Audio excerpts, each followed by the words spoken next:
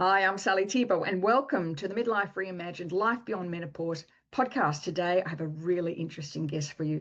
Life coach Laurie Shopland, based here in Vancouver, recently presented a TEDx talk, and the title is Truth Making a Comeback. It's a fascinating TED talk, and we're going to delve deep into what it took for her to become a TEDx speaker and why she chose this particular topic. Can't wait to share it with you.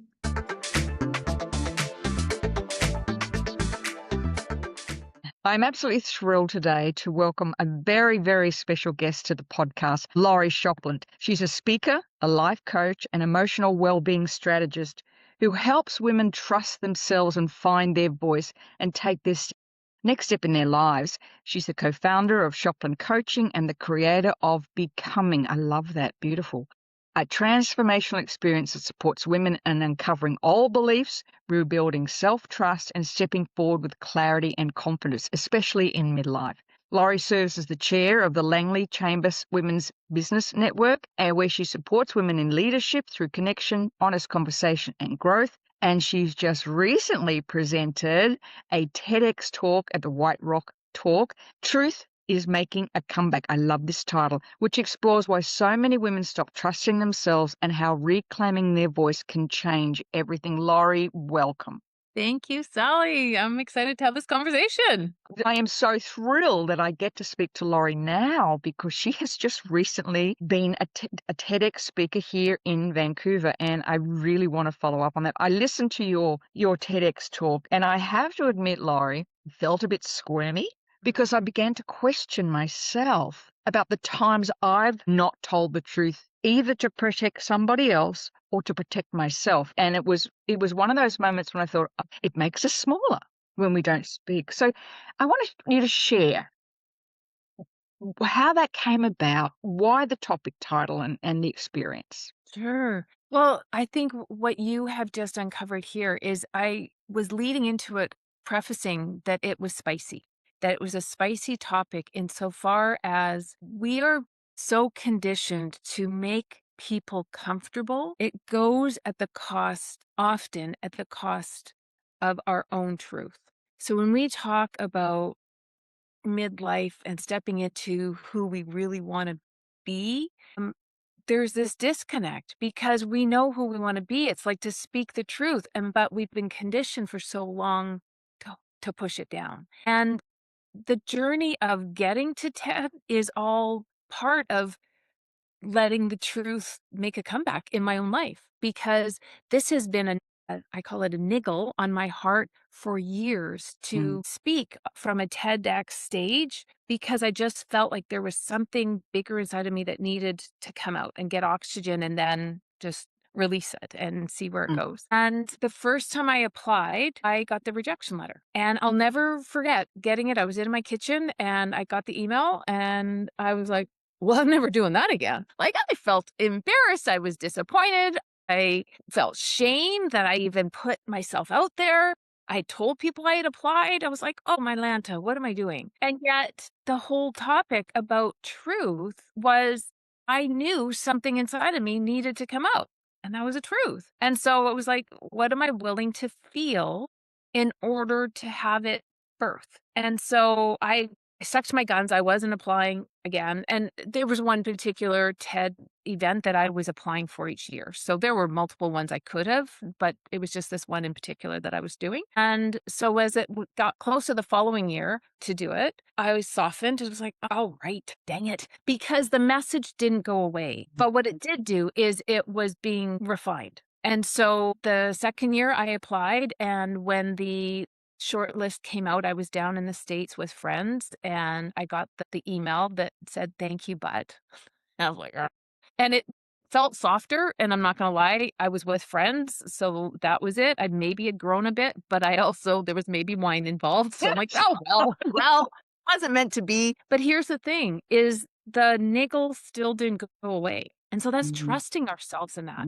And trusting that the next year, as I moved forward for the application of the third year, I kept saying to myself and to my husband, saying, if it's not this TED stage, that's okay. It's meant to go out there. Like, I had such conviction in it by the time the third year came. So I applied the third year, still got a no. And it was such a beautiful moment because I had felt such peace going, all right, well, it's not that stage. I wonder where. And the next day I got invited to not even apply, to be a speaker on a TED stage. So it was funny that it took this process to go through rejection, rejection, rejection, to be able to get to this ease and flow. Like I didn't have to apply to White Rock. They said, hey, we've heard you do this. We heard you come recommended. Would you be a speaker? I'm like, that's kind of fun. Sure. And what I love, and I'm being honest with myself, is 3 years ago, the depth of which I was talking about truth and the story I was telling was not ready 3 years before. Yeah. It wasn't.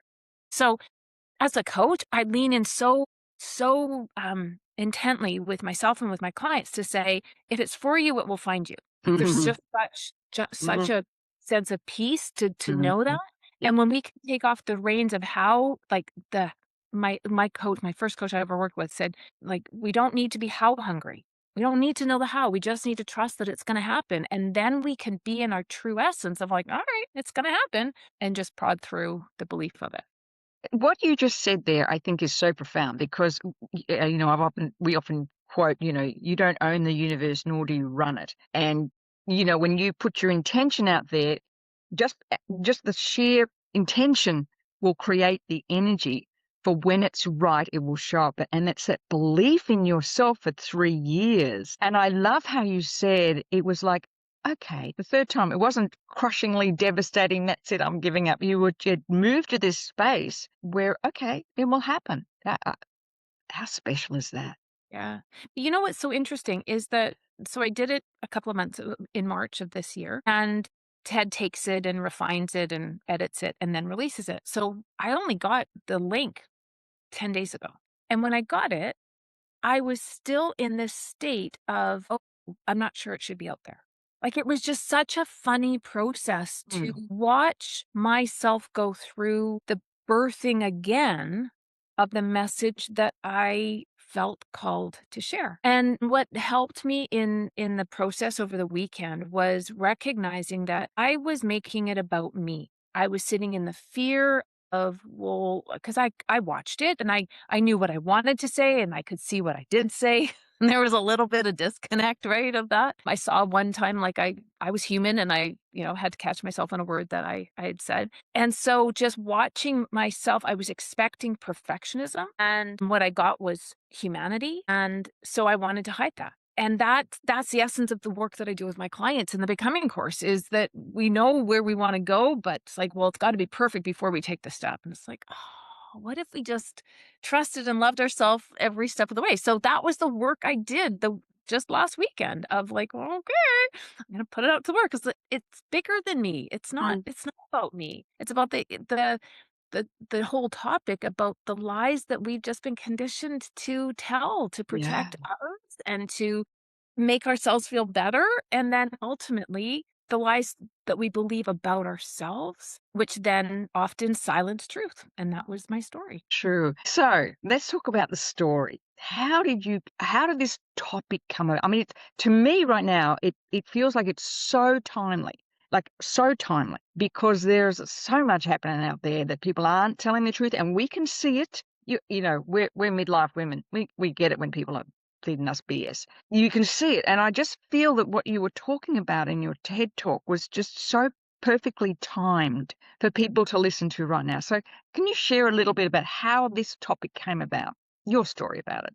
Yeah, well, in all honesty, we have grandbabies, and it was recognizing their development because when we're new mamas, everything's a whirlwind. We're not getting sleep, and it's just like I'm just working to keep them alive. Yeah. Yeah, But that's right. now as a grandma, I go by Gigi. So Yeah. now I am just watching more consciously about these little people, and I'm just amazed by what they know and how their intuitiveness.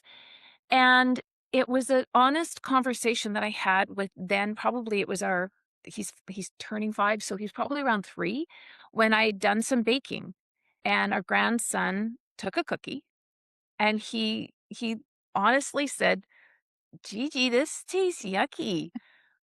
And my daughter was in the room, and her first instinct was like, "Oliver, like, that's not what we say." And I was like, "Mm-mm." Yeah. He's being honest. Yeah.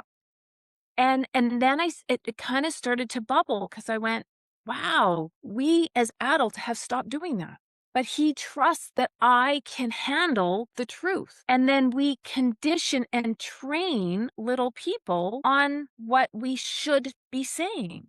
And then from there, I just started to remember the first time I remember my mom asking me to lie to protect her. And that's Mm. part of my story, and it was hard, like, it was a hard story to do, and she meant so much good. I had fallen on a trampoline, and so my ankle had swelled, but she was a busy mama, so she's like, "Alright, yeah, later," and so she couldn't deny it a couple of days later when I couldn't walk on it, so we went to the hospital, and she'd asked me Yep. as we were driving in, she's like, "Let's just tell them it happened this morning." I'm like, "Oh, okay." And I was so confused. I remember my little brain at that time being so confused by we say tell the truth, Mhm. but now you're asking me to not tell the truth. And Mhm. that was the moment that I remember I was probably 9 or 10. And I was like, oh, so the truth isn't always welcome. Huh. Noted. And then I go on to there. So that's kind of how it just started to formulate and then starting to recognize, I mean, my goodness, you don't have to go far to see the lies that the stories people are telling in social media. Yeah. Normal people, everybody else on there is just exaggerating the truth. And I went, wow, like it's everywhere. And what are we afraid of as humanity? What are Mm. we afraid of? Mm. Which is then comes back down to my whole sense in life's purpose is the emotional well-being aspect. If we could trust that we could handle disappointment, failure, rejection, any of that, then we would be so connected to that person because we would say, you're telling me this because this really matters to you. So this is the truth. And then we'd be so connected with this. But we're so afraid of how other people are going to feel and think. And we don't trust ourselves that we're more separated. And I think that's what we're seeing in this disconnected world right now. Yeah. And, it's interesting as you're talking about that, I'm thinking of, raising children and, the kids had hurt themselves and I say, just put ice on it, you'll be fine. And my daughter had hurt her wrist. She was actually at university. She wasn't home. And she phoned me, she said, I really hurt my wrist. I said, oh, just stick some ice on it, darling, wrap it, you'll be fine. A week later, she went to play netball. Netball's like women's basketball, we call netball. Okay. Step aside. And she went to throw the ball and her she had a green streak fracture. She phoned me, it's your fault. You just told me to put some ice on it. But it's true, isn't it? Like, I can see where your mum's coming from. But it's so important, isn't it? I mean, I'm a GG too. And so it is, you're watching these young people grow up with just such openness and intuitiveness. And we do that, don't we? I mean, and women, I think maybe we're worse at it. We won't tell the truth of how we feel, what we're going through. And I recently listened to a podcast with the girl that was the original social media director for The Diary of a CEO, which is now number 2 podcast in the world. And she was talking about they actually had a whole department that incentivized failure, a whole department, because they saw that when they learned more through failure. And I mean, I grew up in an era you just didn't tell anybody you failed. Yeah. Or something inherently wrong with you if you failed. Yeah. And yet it's a human condition. Yeah. And so what are we setting up the next generation by having this fallacy of this world that isn't truth? And I don't know, it's just it's on my heart. I keep thinking of generational impact. Yeah. That's where I think of like for your community of women that are midlife, we are not done. We have such wisdom and now this sense of strength and courage to be able to come back and say, all right, like we're gonna reposition things. And so to your point about how listening to it, it was sticky because there were things we could see ourselves in it. But when we know, well, yeah, because we're human. And of Yeah. course we did that in the past because that's what we knew. But now that we know different, we can do different. How has this changed your coaching? Has it you said that, when watching it, and this is really interesting you talk about watching it back. You Yeah. begin again that questioning. But Mm, and I think those insights are really powerful. I know when I've written books, I'm the same. I'm like, oh, I don't want to. Oh, I've written it. It's black. It looks. No, I don't want anyone to read it. Let's put. I mean, I remember doing that with my first book. Like I'm so vulnerable now. But how? Because it's not an isolated incident. So how do you coach women through this, having you going through it yourself? They have something that they want to feel called to do in the world, and that might be a career change, that might be having a hard conversation in a relationship, like, whatever that might be, the lies seep in. Yeah. Lies seep in, and so myself pursuing this and the whole work about practicing for TED and getting rejected and all this other stuff is learning to strengthen that muscle of believing that what I am feeling is something for me to follow. Even though, right, at year 1, year 2, and year 3, the universe was saying, "Not now, not yet." And I'm like, Mm. "Oh," right? Like, Yeah. but that building that self-belief and then just watching even last weekend when it got released and me still noticing that I was second guessing myself. To recognize with my clients, of course you are. Mm. Of course you are. Like nothing's gone wrong that you're questioning yourself. And Yeah. so that weekend, I just had to sit in that. And it was Yeah. icky for sure. But it makes me, I think, as a coach, that much more relatable to my clients because Absolutely. we're in it together, right? Like I haven't figured it out. Like there's Yeah. no figuring out. It's how do we give ourselves that grace to know, oh, I'm experiencing a human Mm. condition right now of second Mhm. guessing myself and fear, and it's not a problem. And I'm gonna work through this. Yeah. So, and lately for me, it's been, and it's funny how many times unsolicited I get these messages of, oh, that's so courageous. Oh, that's really like that took a lot of courage. I'm like, oh, there's something happening with that word, which is an emotion, right? So, as an emotional strategist, I go, okay, so what does it require for us to feel Mhm. courageous? Yeah. What do we need to be thinking about ourselves? What do we need to be thinking about the people around us? I'm leaning more into that and having a lot of fun and conversations with my clients about, what would it look like if you felt courageous? What would you do? And they're like, oh my goodness. I'm like, okay, well then let's get on it. What do we need to be thinking, believing about yourself, and what lies do we need to put to bed Yeah. so that you can start to feel that courage. And when we think about each and every one of us, I believe has a calling for impact in the world. It's Mhm. it's either I don't think it's as grand that some people hear that and they're like, well, I don't want to take a TED stage. I don't want to write a book. I don't wanna do a podcast, but the impact, of a mama with her babes or a grandma with her grandchildren, there is impact to be made, and if we question ourselves and don't trust ourselves of what that bubbling is, that's just for me, that's a missed opportunity, so it's like but, Yeah. the beautiful thing about the universe is it's always gonna continue to provide us opportunity to do it because that's what we're here for, and I'm still trying to figure out what that purpose is. Yeah, it's like, I think I often think, do we really have free will, or are we just stepping into roles that we were, destined to do? I often think about, we left Australia 2.5 years ago to move back to Canada. And I remember, we're 40 years in Australia. We'd lived in Edmonton before. And then 2 days later, I'm walking down the seawall in Vancouver thinking, this feels like home.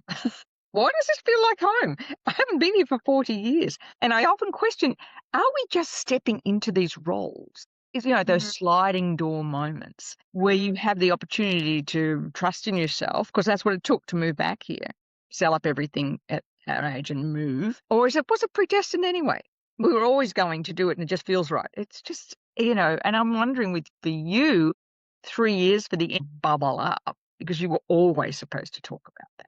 and it wasn't ready in year 1, year 2, and year 3, like and so when I can even just this morning as I was journaling, I was talking to my husband and I went, "There's some other things brewing and bubbling right now, but now that I have this experience to know that" Yeah, and I truly live by the saying, "If it's for me, it's gonna find me, and if absolutely. it's bubbling here, who am I to have to know the exact what it's gonna look like, Yeah, but it's gonna be this or better." yeah. So I'm like, okay, so I'm gonna continue to run for the bus.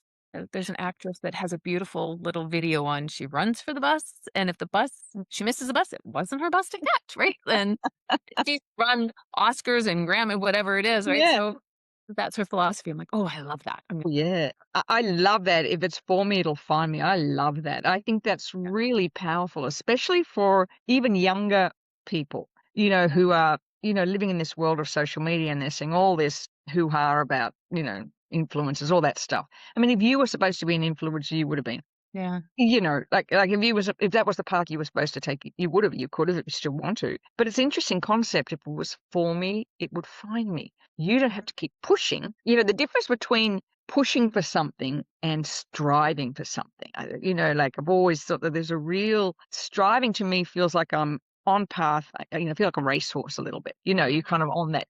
The end goal, you're going to race with all those horses, but the end goal is actually the goalpost, the thing that crosses. Pushing often feels hard. Yeah. And it's coming from, for me, pushing energy comes from not trusting the process. I'm not Yeah. trusting the timing. And so I'm in scarcity and fear. Yes. When I can be in, I'll work dang hard. And the practice it took and the memorization to take a test, like that, it was not an easy journey by any stretch. Yeah. But there wasn't the pushing. There was just this, all right, I'm running for the bus. I'm taking the Yes. steps because Yeah. I'm trusting what the outcome is going to look like. And, a fun story is our son. We have 3 kids and he's the youngest and he was away at university, came home, and within a short time he had a job interview in another part of the Fraser Valley. But his goal was always like downtown. Like most wants to live by the water, wants to be downtown Vancouver. And so he was going out for his job interview and I was so excited for him, right? In a market that was unknown and unsure. So I'm like, oh, and I said, buddy, like, what are you going to do if they offer you the job? And he's like, well, I'm not going to take the job. And I'm like, oh, what are you talking about? And he said, I have an image as to where I want to go. And this is great feedback to meet people and connect with people. But I know the job for me is in Vancouver. And he comes back and he goes, if it's for me, it's going to find me. I'm like, Ah, I think you need to fire that coach that teaches you that. Because I was in mama scarcity. I wasn't wearing a coat. I was like, what are you talking about? You're going to be living here forever. Like, what are you talking about? And he went, got offered the job. He said, thank you very much, but I really want to be here. Well, that conversation they were so impressed with him. They went, oh, well, you want Vancouver? Let's make some phone calls. He's oh working my his God. career in downtown Vancouver because he believed Yeah. that what was bubbling for him wasn't that. And I think there would have been peace if he went, oh, okay, this is just part of the process. But he just had this trust and knowing. And me as his mama and his coach, because all of my kids have graciously allowed and asked for coaching over the years, I fell into scarcity because I was just into this worried of like, oh, but I need to know what it's going to look like. It was a super fun thing to actually see in the younger generation that he was like, no, if it's for me, it's going to find me. And I want to be in Vancouver. And that's where he is. And he has What a great story. I mean, congratulations to you, mama and coach. Because in that moment, though, in that moment, he was like, who are you? Even that I thought was super powerful for him to see how we toggle back and forth between that scarcity and that abundance and belief. And that's why I believe I'm like, oh, you were meant to see that we're never always going to be in this solid place. I wish that was the case. Yes. But when we're there, I often talk about how that trust and that full peace and abundance has such a beautiful aroma to it. Whereas when we're in scarcity and fear and that pushy energy, it has a stench. And that stench, people can smell. You think of even applying for jobs, but if we're in that needy graspiness, they can smell that. Versus over here of this, I don't know what's next, but this is where I want to go, and this openness. This other person's like, okay, well, if you're not here, how about we make this Right. And that's, you're manifesting all the time if you get out of the way. We say to our kids, just know the what. Don't figure out the how. The how will take care of itself. I'm thinking as you're talking about that, I recently back to Australia and I actually won the trip. I won the trip. And picking economy tickets, I know, right? Whatever. My task was go start picking the lotto numbers. But what was really interesting on this day, it was an event held downtown, and it was with the Australian, Canadian, New Zealand Business Association. And I decided I wanted to go, but that morning hurt my back. And I get these back spasms. Just pulling a sock out of the dryer, for God's sake. And I get these back spasms where I only can lie or stand. Like sitting is really painful. So about 4:00, I'm sitting there lying on the couch and I can't go. Like this is going to be ridiculous. I can't stand up. And I thought, actually, I think it might be a cocktail event anyway. And this voice was saying to me, go. And I'm walking down towards the Terminal City Club where it was held. I'm thinking, I'm going to win that prize. And I'm thinking, it was a knowing. Do you know what I mean? Like it was just a knowing. And I actually saw them reach in and pull my name out of the hat, which they had. And just exactly what happened. I'm standing there. I could see the people. I thought, I'm going to win this. And they Really? actually pulled out I my name. love I'm it. like of all the things. But interestingly enough, it was like this knowing in the back of my mind, like you're talking about your talk. It was like, you can't explain it sometimes. It's like you just know that's going to happen. Like, my father used to win raffle prizes and come home with the chickens. What was one? What they call the chook raffle in Australia. Playing golf, he always brought home 2 chickens for Friday dinner. He was one of those people who was just really, really lucky all his life with lots of things. But it was an interesting exercise for me. And I can see you talking about this with your son, even in the TED Talk. It's like you align and you can't explain it, but you can't. I could have not gone that day just as easily, but there was something that made me get. And I think sometimes we discount that. Yeah. That Or we discount it, but I also think we are in such a full, busy mode of yeah, our brain being so full of all the things we need to, have to, and should do. We miss the knowing indicators for us. And I have a prop that I use. You might know it as a GG. I found it, I got it for the grandbabies, and I'm like, oh no, this is so good for business. But what I do is, this to me represents often my brain being really busy yeah, and yeah. constricted. It's also what we talk about of having like really hard emotions that often we have a belief we can't handle. Mm, So fear or rejection or something like that. But when we realize that that's just part of the human condition, then the invitation is to go, well, then how do I get here? And I mm, love this because this is where the inner knowing yes, can be picked up. yes. But when we're here, Mm-hmm. it's still there, but we can't, it's really hard to trust ourselves and to listen. Mm-hmm. And so in a very busy world, how do we go from this is reality for so many of us, but how do I actually get here? Mm, What patterns do I have in place each mm, day? mm. Gives me the opportunity to tune in and hear where that guiding is coming from. And so you laying on the couch, you may have thought your back going out was a bad thing, when in fact it gave you opportunity to lay there to hear the voice to say, go, So, right? And you went and you were like this abundance flew. You're like, oh my goodness. Yes. And I do think you need to buy lotto tickets. I got to get in that space again, wherever I was. Yeah. But it's Yeah. interesting. I love that visual. That is so true. I think, one of the things that I recognize, I've been a great journaler all my life. Journaled. I love journaling. My first book was actually a whole journal. But Mm, lately, when we came back from Australia, I put my journal somewhere, I couldn't find it. And I wasn't journaling. And I noticed that my brain was starting to not be as clear. I was questioning myself. And I like to meditate and I work out every day, all that stuff. But the journaling you mentioned before, I love mhm. that ability to get out the paper. But anyway, I found it on Sunday, like up on a shelf. I don't know how the heck I got on this particular. I mean, we've only got a small apartment, couldn't have gone that far. But just in the last 3 days, so we started Sunday, Monday, Tuesday, sitting in the sun and journaling just with some quiet music, I thought I can feel that peace Mm. again. And for us, I think as midlife and beyond women, that piece does exactly what you just showed. Opens up the expansiveness. And we get so concerned about, as we were with my husband's a great hockey watcher, of course, I'm a Stanley Cup. All we're doing is watching hockey.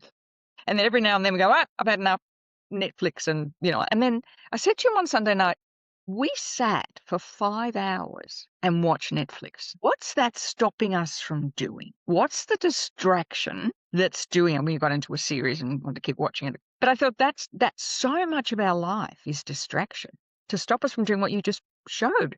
That busy mind because we're distracted all the time from who we really are. And when we think, because I think our human nature as well is to do the comparison. Yeah. Well, my mom didn't have these issues when back in the day when she was a new grandma and retiring or something like that. But here's what I've come to understand is, again, the emotional aspect of it. I study and do a lot of work for burnout, Yeah. and recognizing that the burnout of 2026 is not the same as the burnout of even 2020, 2000, 1978. Like, it's Yeah. just not the same. And when we talk about, you're constantly in this state of being distracted. We are getting notifications on our phone, we're getting it in our pocket. So even the presence of being in something where our brain and our cortisol is constantly being heightened or triggered.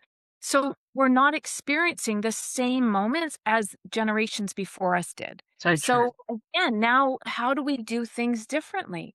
And Yeah. so it's for me, it's just so fascinating because again, it's just the study that I do myself in my own life is then what I teach. But this last weekend of watching myself 2 weekends ago of when the TED came out and how I was so at dis-ease, right? Mm. So I was at a dissonance of like, this is something I've always wanted, but now I'm too afraid to send it out there. When I was able to take a moment, do the journaling, and be quiet and still enough to see what lie I was believing, I then could go, I'm making this about me. Well, this message has nothing to do with me. And then I was like, email, send.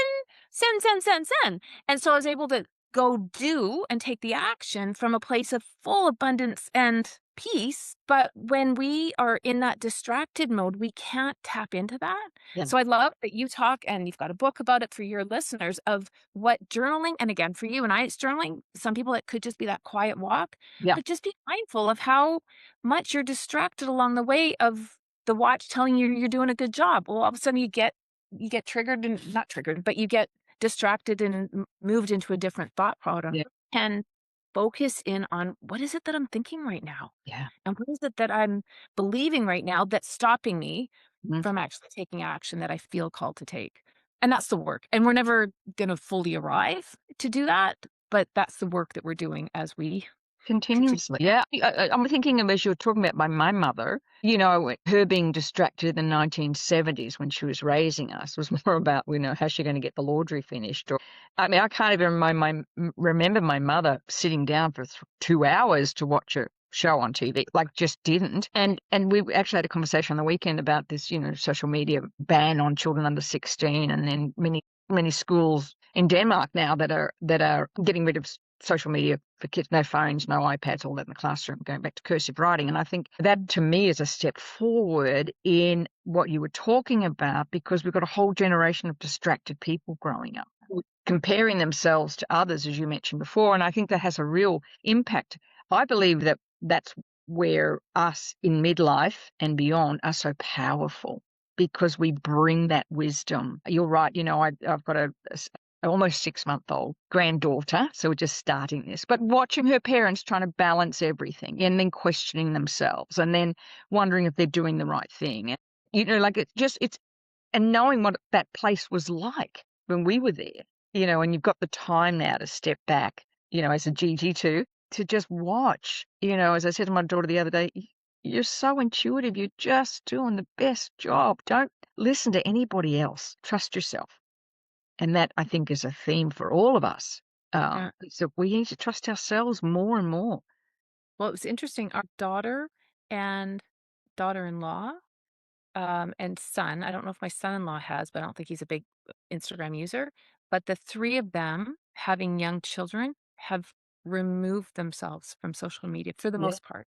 Isn't that And my interesting? daughter had just said, like, I just can't keep up. It's taking so much energy to stop myself from comparing Yeah. that it's just easier to unplug. And I Yeah. went, "That wisdom right there, that a Absolutely. 3-year-old can see what Yeah. is not helping her move forward in Yeah. this." Yeah. And I thought, "Oh, kudos to you." Oh, I Yeah. agree. I agree. I mean, it's tough enough without Yeah. all these influencers telling you what to do. Oh, for God's sake, you know, somehow we grew up, rightly or wrongly, we survived. I want to change a little bit. It's a Life Beyond Menopause podcast. And I'm really curious to know, because of where you are, the work that you do, what do you think and you're dealing a lot with leaders, I gather. What do you think is the biggest challenge women in midlife have when they're going through these changes? I mean, you would see it in your coaching. What do you see for them, and even for you, what you went through? What did you see as the biggest challenge, and what was your greatest lesson from it, do you think? Mm. Oh, it's so rich. I would say the commonality between those that I attract and work with and myself is that when we are experiencing shifts in our body, in our moods, in our hormones, our first reaction tends to be, this shouldn't be happening. So we're in full on resistance of it. And what I know, again, as a emotional well-being strategist, is when we resist, react, or avoid what's in front of us, we make it last longer. We could recognize, and the acknowledgement part of, I notice that this is happening. Probably the biggest, not the biggest, but one of the big things that I coach on is, we often think, well, if I acknowledge it, it means that I'm condoning it or I'm liking it. But what if that wasn't the case? What if it was, I notice this is happening, and then we add a tagline, and I don't have to like it. So the changes that are happening, we can notice it and go, okay, I don't have to like it. But then that instantly takes us out of self-judgment Yeah. into curiosity to go, oh, but I wonder what might be on the other side of this. Because I know so many women, again, they come to me more for career or relationship or something like that, but health always comes up because that's especially our age and where we're at. And so we'll talk about that, and that they're in this this state, and this is for myself as well, is like, well, this shouldn't be happening. So I'm judging my body, I'm judging my health, I'm judging myself. Nobody likes to feel judged. And so there's all of a sudden there's this coating on top of my relationship with myself because I'm not loving where I'm at. Now, I don't have to love where I'm at, but I can appreciate and go, wow, like I'm here, I'm doing this. My mom didn't even get to menopause. Yeah. So even that has helped me going, wow, like I'm gonna listen to this, and I'm gonna find out the experts that can help me through this. I don't have to do it alone. Whereas I think so much of us, we get stuck in that self-judgment that it should be different or that something's gone wrong. And so then we go and direct our brain to then go do things wrong, which is often we don't ask for help. We don't seek out solutions. We don't listen to podcasts that can actually help us move through whatever it is that we're going through. So I would say that for sure is what I Beautiful. noticed. And then for myself, I toggle just like I did with my TED Talk. So I toggle and notice that I'm in resistance of what's going on in my face. I got some more things popping up lately. And I'm like, all right. And I just booked my natural appointment yesterday. It's like, okay, let's get in. Let's get it looked at. And again, it requires me to be in that abundant mindset that I have the time to be able to do that, because often we can believe the lie that we don't have time. Yeah. And so we'll put off our health. But if somebody else comes in and needs to go to the doctors, we make all the time to drive them into Drop everything. So, how do we start to prioritize ourselves? And for me, again, talk about a lesson learned. As I had mentioned, I was 30 years old. So my mom was probably just menopause when she passed away. She was in her early 50s. And I remember standing there, talk about a knowing, at her gravesite. And I went, there's a lesson here for me. There's a lesson for me, a gift and opportunity in all things. I grieved. It was horrible. But I now am very much of the mind of trying to catch myself of when I'm not making myself a priority and my health. Then I'm like, I know what happens on that. We're not going to play that game. Right. And so leaning into it. Yeah, I love that. My mum passed at 57 and I had exactly the same. I was pregnant with my second child at the time, so I wasn't really. But now in hindsight, she's the reason I do what I do. She's her, that I focus on my health. I focus on teaching about women and health and, health span versus lifespan.